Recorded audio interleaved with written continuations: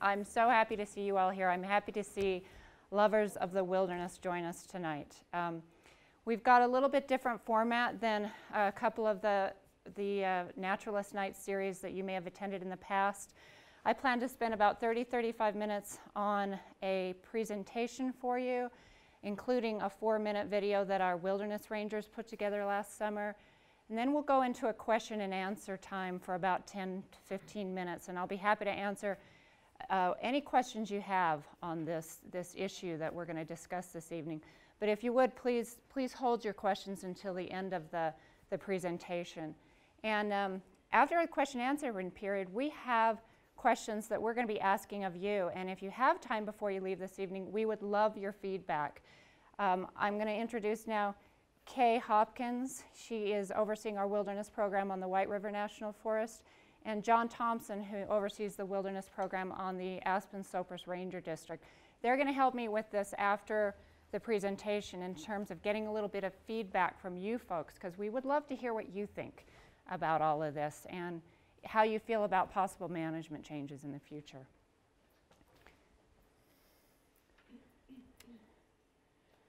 So first of all, what is wilderness?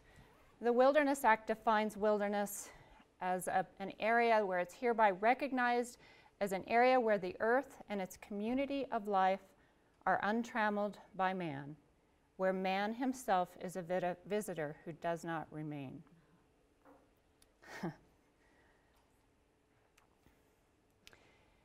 And as we walk through this slideshow together, I want you guys to understand that there are some constraints that we are under as far as being land managers responsible for congressionally designated wilderness.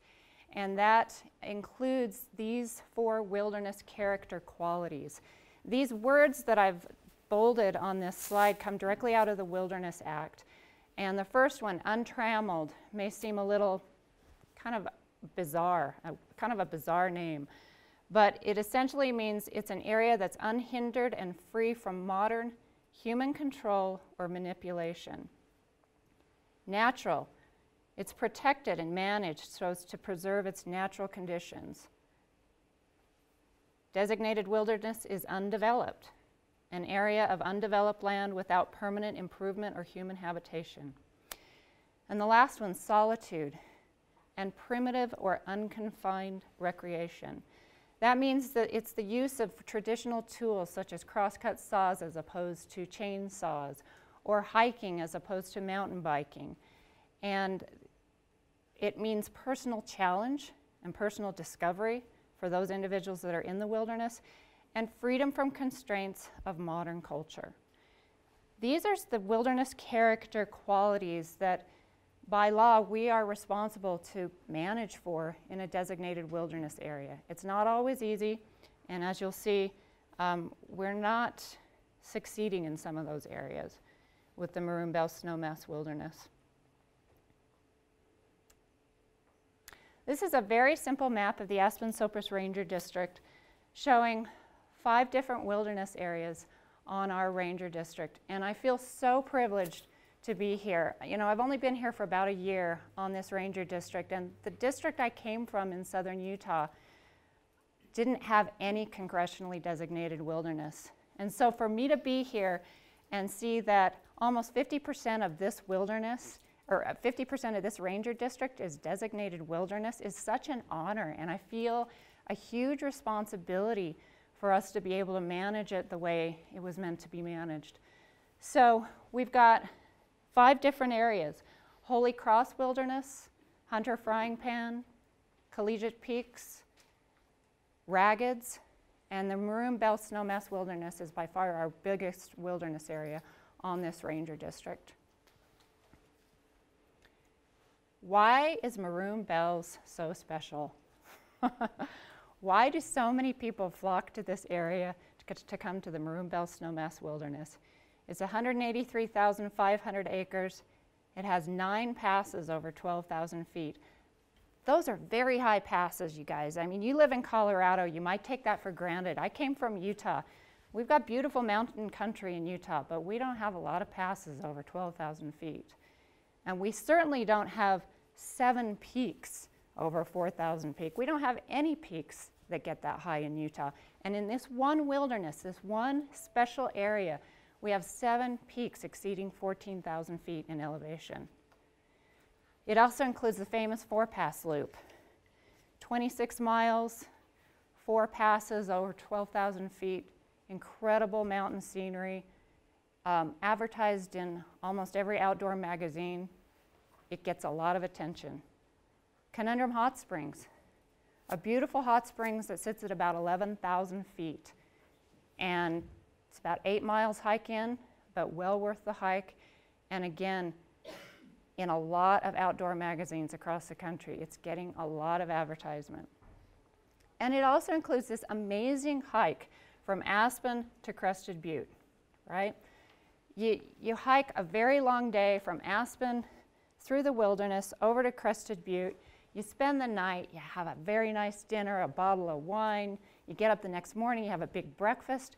You hike a very long hike back over the pass to Aspen, and you witness at times some of the most beautiful wildflowers in the entire world. So we all know why people visit this area, and it's important not to forget that. So when I showed this slideshow last, my friends encouraged me that I needed to add some pretty pictures.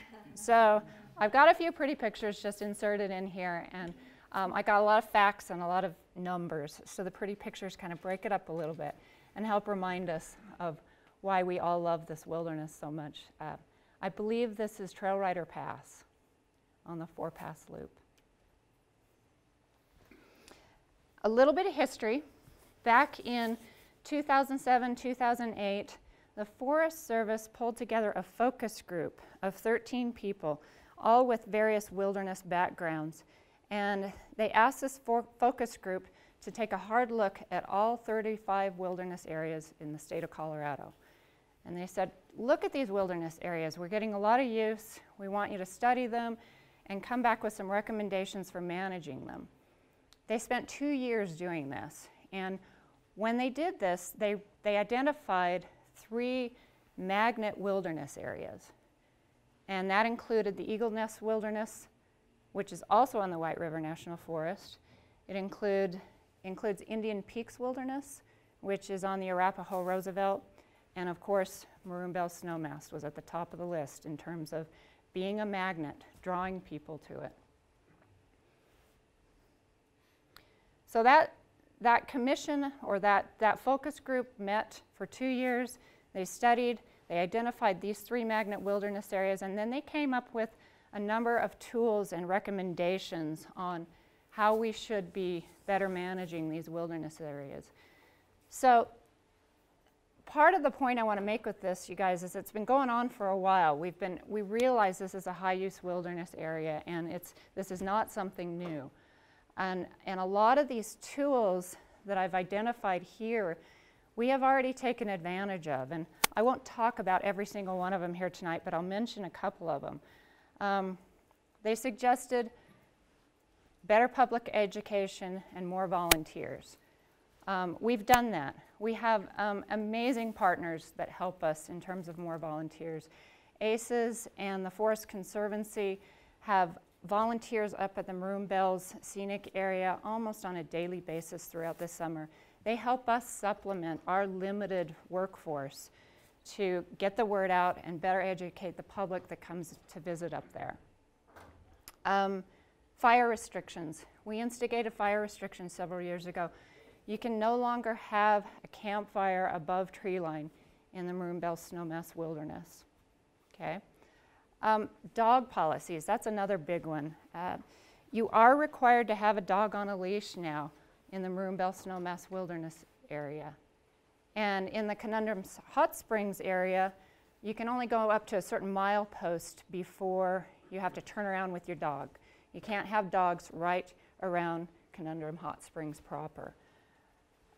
Managing human waste is another one.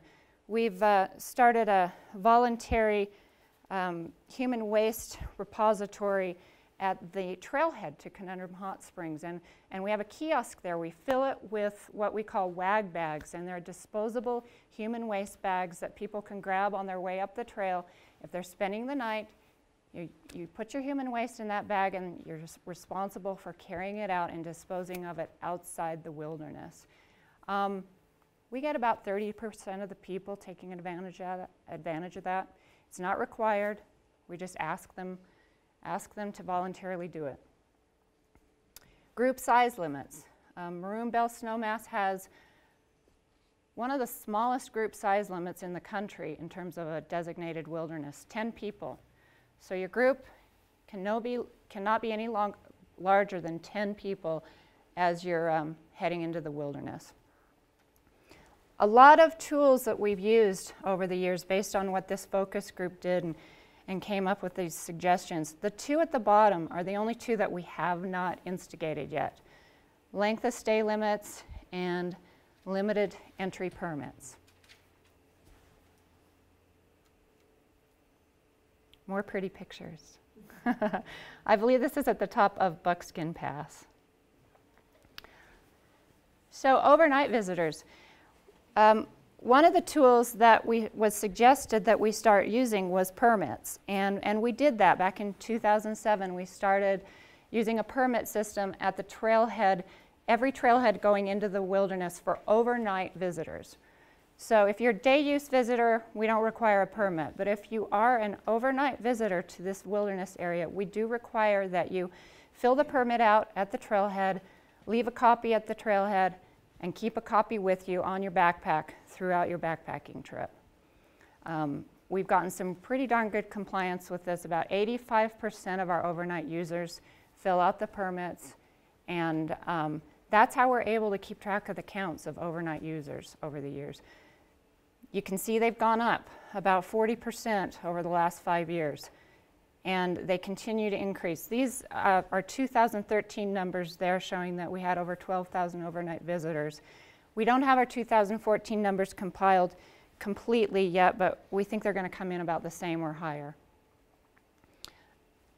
One thing to note about this is just a user count. It doesn't take into account the number of nights those visitors might be spending in the wilderness. So if I've got, say, 10 users going on the 4-pass loop, spending 3 nights in the wilderness, we're looking at 30 user days right there. But we're only counting 10 visitors. So something to keep in mind. More pretty pictures. Crater Lake Trail.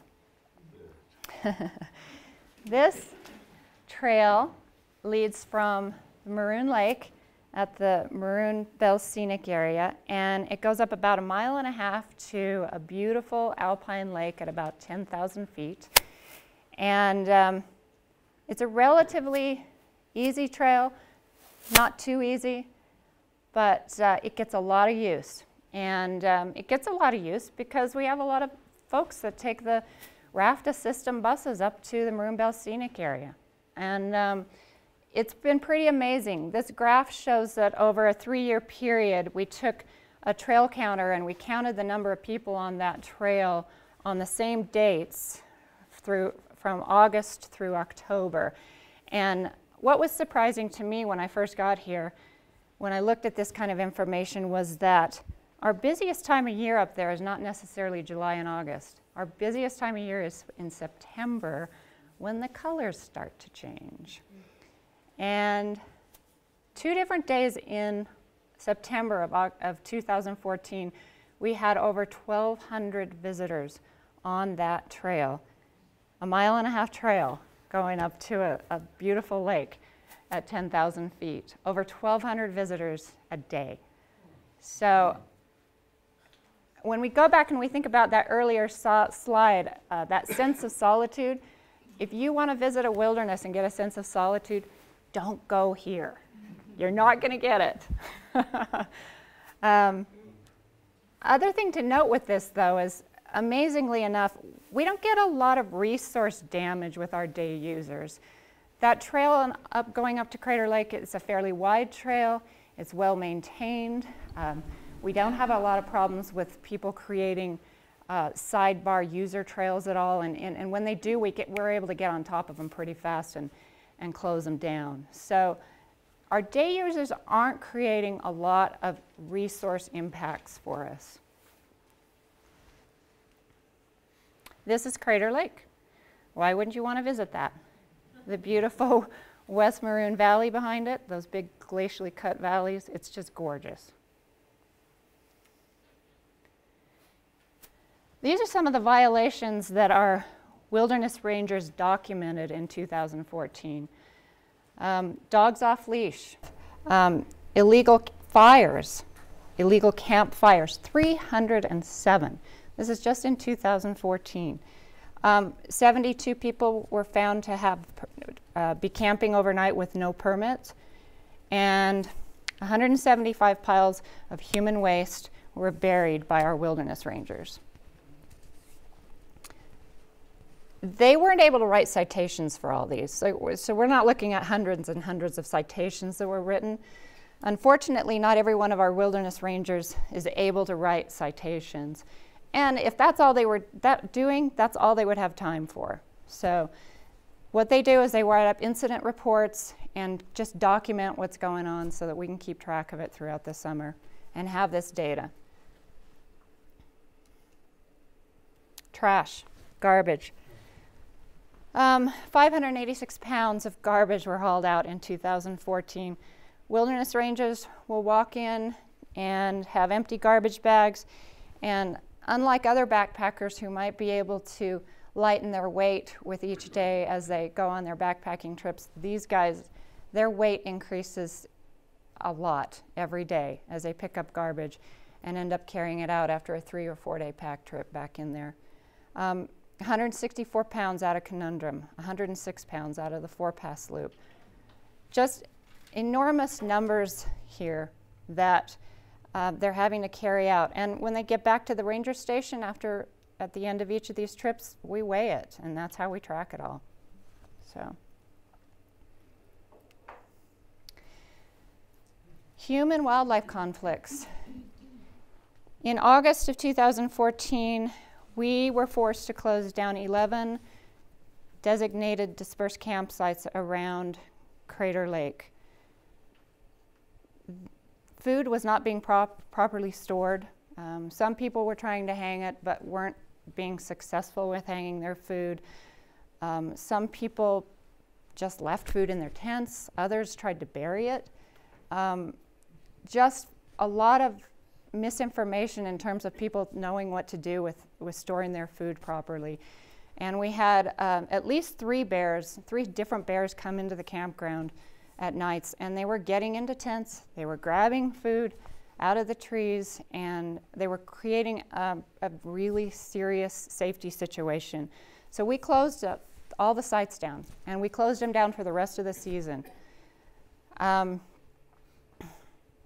addition to that, we also wrote a special order, an emergency special order that required all backpackers in the West Maroon drainage to start using bear-resistant food storage containers. It was an emergency special order. We did it because we wanted folks to be able to still enjoy the route on the 4-pass loop, but we wanted, number 1, to protect our visitors, and number 2, to protect our wildlife. And we were fairly successful with that. It was an emergency order, though, and it was only good until the middle of November. So in order to do a longer-term special order like that, we're going to have to go through a bit of analysis through the NEPA process and do some more public outreach and that. Ultimately, I would like to see bear-resistant canisters throughout the Maroon Bells-Snowmass Wilderness. But I would like to see what your feedback on that is too, and maybe we can hear more from you tonight on that. Just a really bad situation, and you know, there's a lot of bears up there, and they will continue to get into food that people are not properly storing. So this is another consequence of high use in a wilderness area. Remember, well, I don't know if we talked about this, that there are some restricted uses in wilderness, and one of those restricted uses is helicopters landing or aircraft of any kind.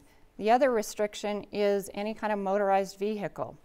And we had 21 different rescues in the area last summer that required either a helicopter land in the wilderness or an ATV drive into the wilderness. So, you know, there's these life and death situations where we don't have a lot of choice. We've got to make decisions to get people out and to get them out safely. But I think what happens is most of these incidents aren't happening with climbers who are experienced and seem to know what they're doing. What's happening is day hikers are going in there, and I think they're overly confident, and they're not really quite sure what to expect when they get in there. And it's so easy to cliff out on some of these areas, and you know, they think I'm going to go bag a 14,000-foot peak, and it's not that easy, folks. These are not just simple hikes up. So I think we can do a better job of educating the public there as well. This is just a slide showing our ranger patrols in 2014, and as far as our wilderness-specific crew, we had a very small crew this last summer. I had 2 paid employees and 4 volunteer interns. And I was so impressed with the amount of miles they were able to cover over the summer in such a short time. Obviously, the biggest bulk of their time was in the Maroon Bells-Snowmass Wilderness. They covered 743 miles. And then they were able to get out to all 5 wildernesses, and they based the amount of time they spent in each wilderness by the amount of use that's in each wilderness.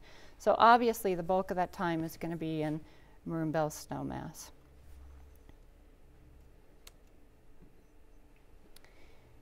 So we talked a little bit earlier about managing for solitude.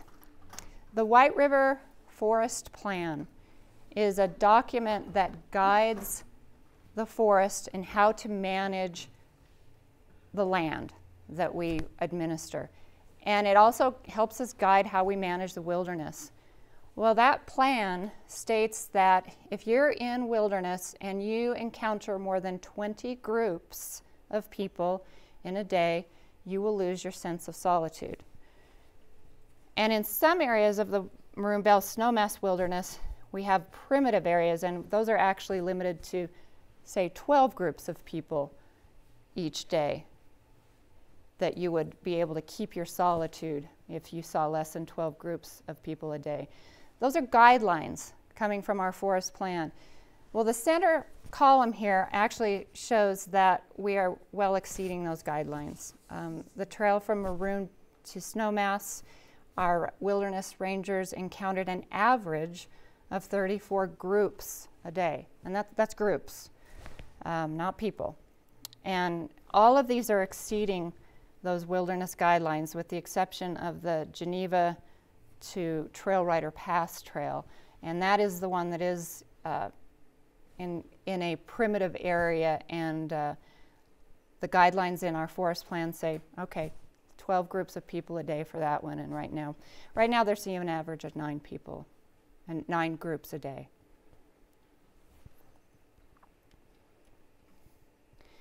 This is a climber experiencing a little bit of solitude on top of Lynn Shoemaker Peak. And this is me on the 4-pass loop. And I just wanted to tell you a little bit about an experience that I had. My husband and I were so fortunate we were able to hike the 4-pass loop last summer.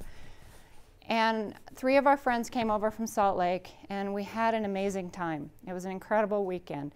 It happened to be over Labor Day weekend, so I knew there were going to be a lot of people. And I was glad, because I thought, you know, as a district ranger, I need to see that. I need to see what's going on out there. And I'll tell you, it was such an emotional weekend for me. There were times when I was close to tears because the scenery up there is so stunning. And those of you who have been on the 4-pass loop can appreciate this, I know. But I just want you guys to know how incredibly lucky you are to have this place in your backyards. I just couldn't believe how stunning it was. The mountains here are so big. And then at the same time, by the end of each day, I was so tired of seeing so many people. It was unbelievable. We would see 30 to 40 groups of people each day. And they may have been the same groups day after day, because we were all kind of doing the same loop in the same direction. But you were still seeing 30 to 40 groups of people a day. And I will never forget my friend from Salt Lake. The second evening we were sitting down, eating dinner around our tents, and he just said, you know, you warned me it was going to be busy. You warned me there were a lot of people, but he said, I never thought I would see this many people here. And it stuck with me because he was sad. He was disappointed. And he was affected by that. You know, he came here to have more of a wilderness experience, and he didn't. You know, in the end, when the trip was over and we all walked out to Maroon Lake and finally took off our hiking boots and enjoyed a beer at the truck, we were all happy. We had a fantastic time. It's an unforgettable trip. But I'll just never forget that comment that he made to me. And it was, I think, it was at that moment that it really kind of hit me. Okay, yeah, we got some issues here. We need to continue to work on finding more tools to deal with this. So that was my experience. So in a few minutes, we're going to, hopefully, with any luck, look at this 4-minute video our wilderness crew put together. But before we go there, I just wanted to put this slide up and thank our wilderness partners. We have so many partners in this valley that help us with our wilderness. They help us maintain trails. They help us maintain wilderness character.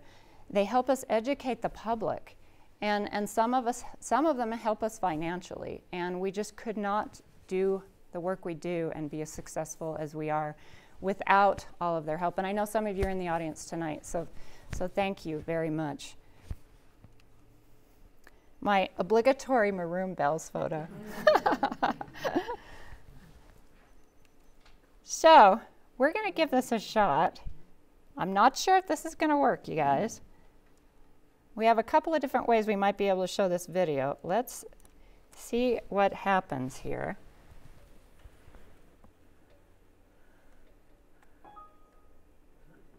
Okay, that's not going to work that way, so let's try it this way. Yep. This is what we spent an hour on before you all got here. Should we try the YouTube site? Yeah, might as well. Do we have connection? It is on YouTube and you can see it yourself. Yeah, so if this doesn't work, you guys, we'll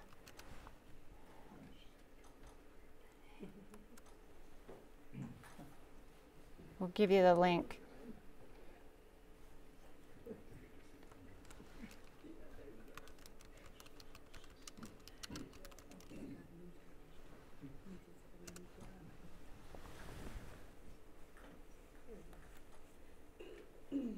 I don't know how the buffering on this is going to work. It is an area where the earth and its community of life are untrammeled by man, where man himself is a visitor who does not remain. An area kept in its natural state, unimpaired and undeveloped for the enjoyment of future generations. An area where one can experience great solitude and escape the realms of industrial society. An area that is greatly threatened by increasing visitation and decreasing ethics. The Maroon Bells-Snowmass Wilderness is experiencing a degradation of wilderness character. Elevated amounts of visitation are causing wilderness crowding, leading to significant camping impacts and increased amounts of human waste and trash.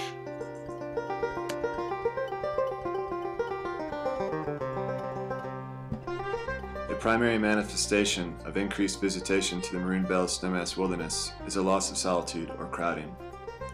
In 2013, over 15,000 visitors descended upon the backcountry, especially the famous Four Pass Loop in crowded Conundrum Hot Springs. This was a 40% increase over 5 years ago. Visitor capacity is consistently exceeded.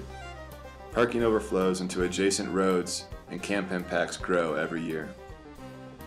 As an example, on a busy night at Conundrum this summer, there were 42 occupied campsites, holding 51 groups, totaling 161 people. Forest Service standards indicate that solitude is lost when more than 20 groups are encountered in a day.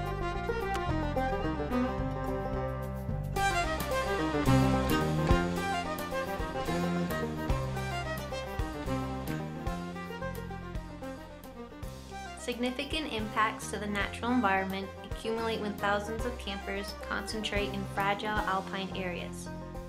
The bare ground of 730 inventoried campsites degrades an area larger than 35 football fields.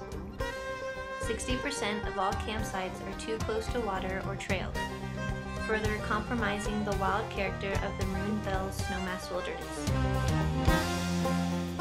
In 2014, Rangers naturalized 261 inappropriate fire rings. These fires are destructive because they consume critical organic matter, scar the landscape, and pose a wildfire hazard. Scarcity of dead and down firewood results in rampant cutting of live trees.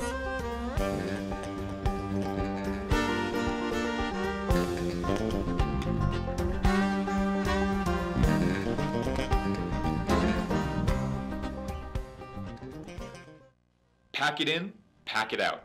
A simple lesson many visitors disregard to the detriment of our wild lands. Rangers carried over 640 pounds of trash out of the wilderness in 2014.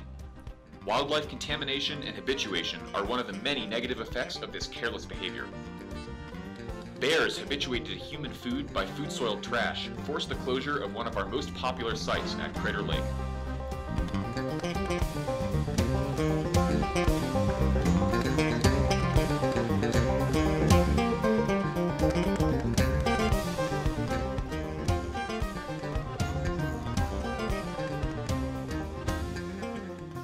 Unburied or exposed human waste is also a growing cause of environmental contamination, sanitation, and aesthetic concern.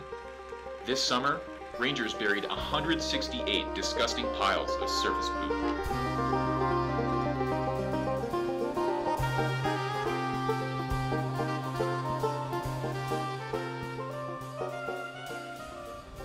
Thousands of tired, nerve-shaken, over-civilized people are beginning to find out that going to the mountains is going home, that wildness is a necessity. What John Muir observed in 1901 is only more true today. Wilderness areas like the Maroon Bells-Snowmass are some of the last places in the country that provide opportunities for solitude in a natural setting. But excessive use is threatening the very essence of wilderness. In order to preserve these areas for future generations, every user's actions count. Leave no trace, respect the land, and keep wilderness wild.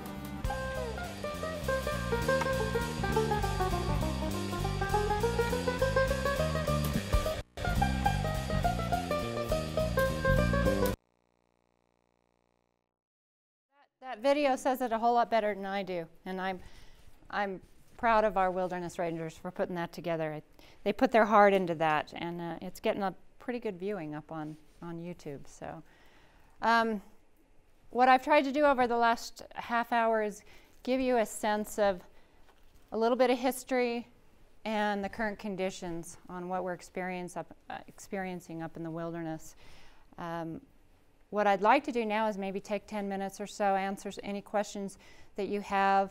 I might have to ask John and Kay to help me answer some if I don't have the answers for you.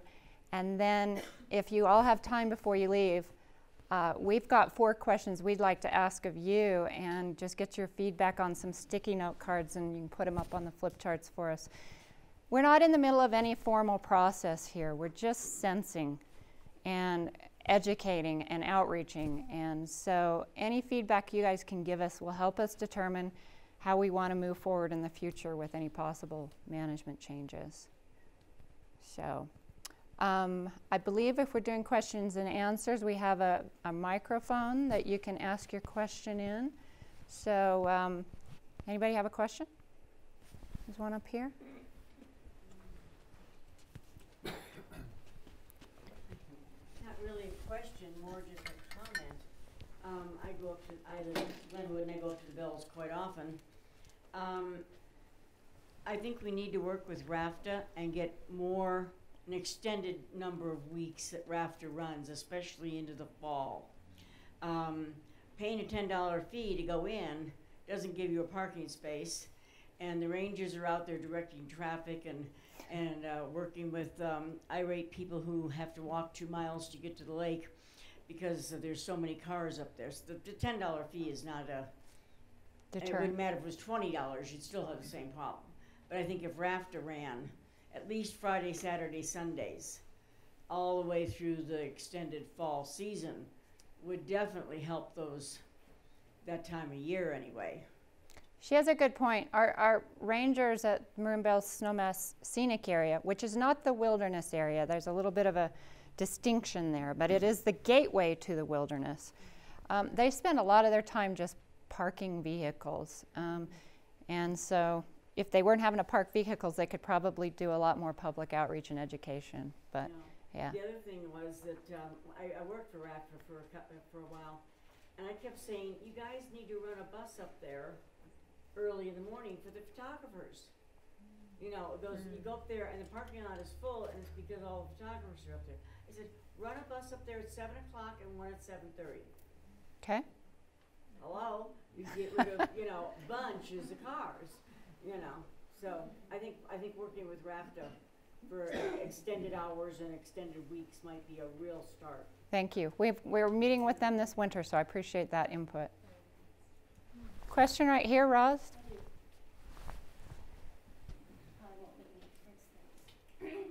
Wondered whether you have any history in any wilderness area in the United States where you have limited the number of groups. If that's already been. I personally don't have experience, but we do have a few. The Boundary Waters Canoe Area, which is a wilderness area, has limited use permits. And I don't know how long ago they started their permitting system. Do you know, John or Kay? I believe it was back in the 70s. Okay, it's been going on for a while, and I think it's one of those things that there's a painful period when you first start for everyone, and I as far as I know, it's quite successful right now. There are several national parks that, whether or not they have wilderness areas inside their national parks, they also have limited use permit systems and have been successful with them.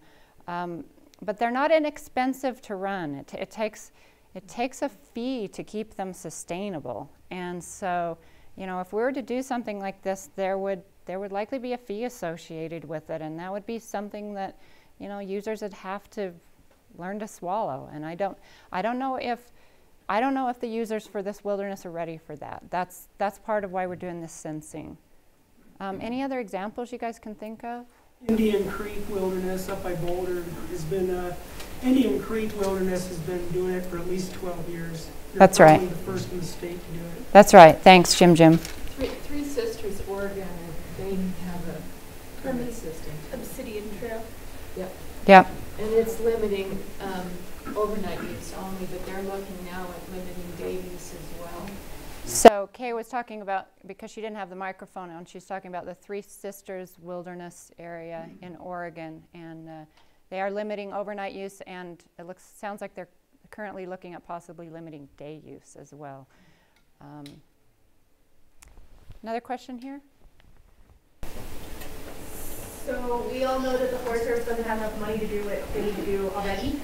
So because the Maroon Bells is such one of the most highly visited Forest Service sites in the country, is there money from Washington to support this whole effort to maybe bring some more money here because of such issues? Sarah, I'm so glad you asked that question. I'll pay you later. The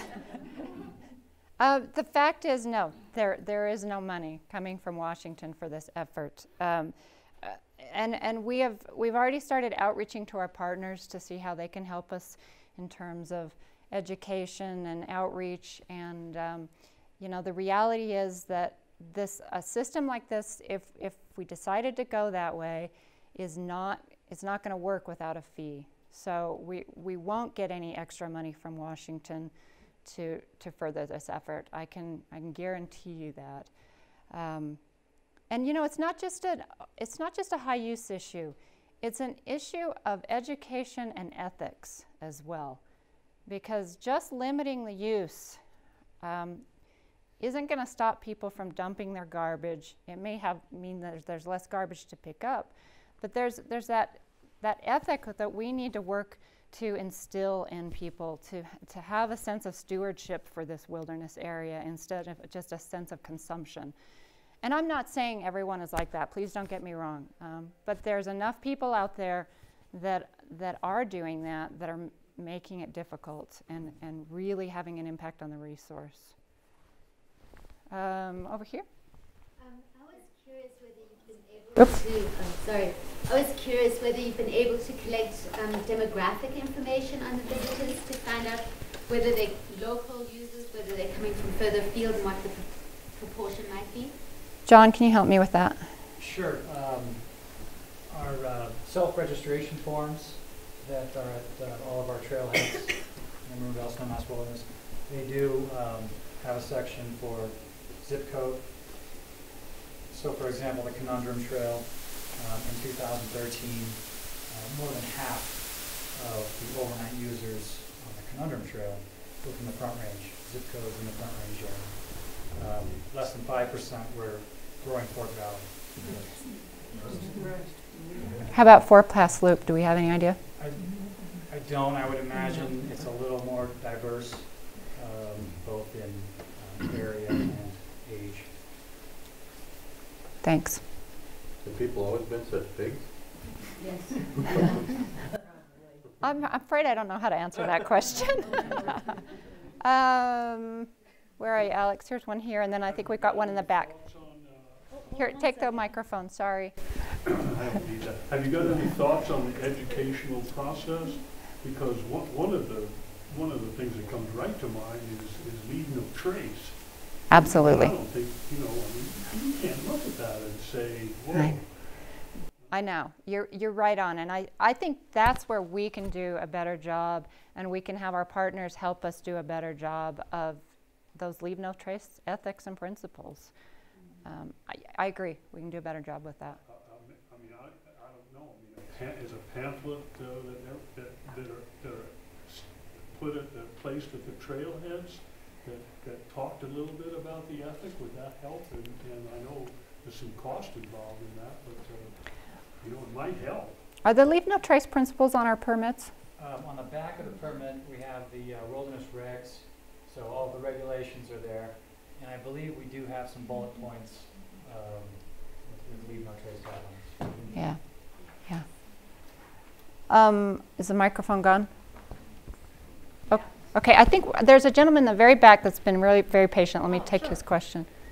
I just had a follow-up on the question about local users versus other users. Are you able to track that over time? I guess I'm curious, is that an influx of other users, or is that locals starting to stay away from places that are so heavily used? On the Conundrum Trail specifically, I do see a lot of local day users, but the overnight users certainly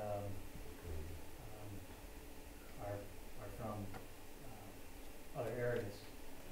I did read something in the paper about the county commissioner says he doesn't go to places like the Maroon Bells because he can get the value of that wilderness elsewhere. So maybe the locals are staying away from those high use spots.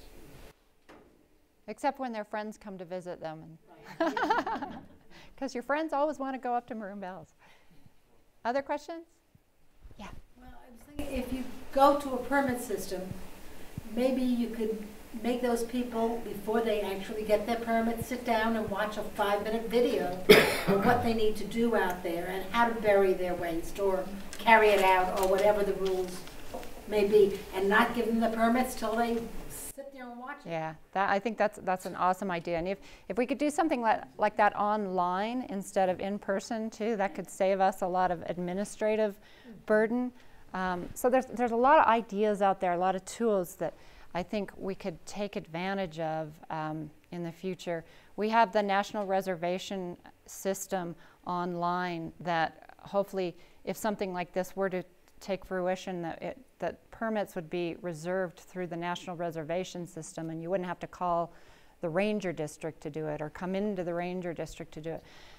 It's important to remember that we want to keep our administrative burden as low as possible with this kind of thing, because what's happened with some other limited use systems in the past is they've instigated these limited use systems, and they've created such an administrative burden on just administering the system. They're not able to get more rangers out on the ground with the money because they're just paying for people to administer the permit system. And so I want to try to avoid that as much as possible if that's something we were to move forward with. And maybe if we can do more of it online, that could help. Sarah? One more quick question. Are we seeing more the increase is that including an increase in permittee groups like Outward Bound or guide services versus private users? Can you talk about that difference? We do have permitted guides that use the Maroon Bells-Snowmass Wilderness. We don't have an increase in those numbers right now, at least not the legal guides. I mean, there's always going to be some guiding out there that we may not be aware of. But we have not been increasing the use of guides in the Maroon Bells-Snowmass Wilderness. So, yeah. Karen, can you remind me how many rangers you have under you, and what percentage of their time can they spend in the wilderness versus all that administrative stuff you just mentioned? Well, the wilderness crew is a total, last summer it was a total of 6 people. 2 paid wilderness rangers, and then 4 who were volunteer interns from across from different colleges around the country. So those 6 people spent the majority, I'd say 5 out of those 6 people spent almost all their time, wouldn't you say, John, in the wilderness throughout the summer, and they were working full time. The lead wilderness ranger probably spent, what percent of your time would you say? 60 to 75%. He probably, 60 to 75% of his time was in the wilderness. The rest of the time was administrative. So the rest of your staff does non-wilderness? The rest of my staff generally doesn't get a lot into wilderness unless they're on the trail crew. We had, how many did we have on the trail crew last year? 3? We had 3 people on the trail crew last year, and they work throughout the Ranger District on trails, and sometimes they're in wilderness, sometimes they're not. So I don't know what percentage that is. Yeah. Keep in mind we've also got our volunteers from Wilderness Workshop that are going out there. They're out on trails. They are in volunteer Forest Service uniforms, and then they come back and report out to us as well on what they see when they're out hiking those trails. I'm sorry, Forest Conservancy. Sorry, Marcia. Is that you, Seth? No, it's not. Go ahead. What can we do to get some more money out of Washington where every office has a picture of Maroon Bells, and whether I know where it is or not? So, who do we lobby? Where do we put pressure? We can't keep advertising our best places, and that comes out of Washington too. Yeah, well, Dorothea, you know how to do this a whole lot better than I do. You go to your Congress people. That's the first people you go to. You talk to, if you have concerns, you talk to your representatives, and you demand that they talk to their cohorts back in Washington. You've got better access to them than I do, I'll tell you what. So we're going to be here for a while, and I hate to keep you guys any longer than we need to, so I want to move this on and see if we can get some feedback from you. John and Kay are going to kind of lead this effort. We have 4 questions we're going to ask you, and I'll let them tell you what those questions are. And then we got a bunch of little sticky notes, and we'd love to get some feedback from you. If you just write an answer on a sticky note and put it up on those flip charts and tell us how you feel about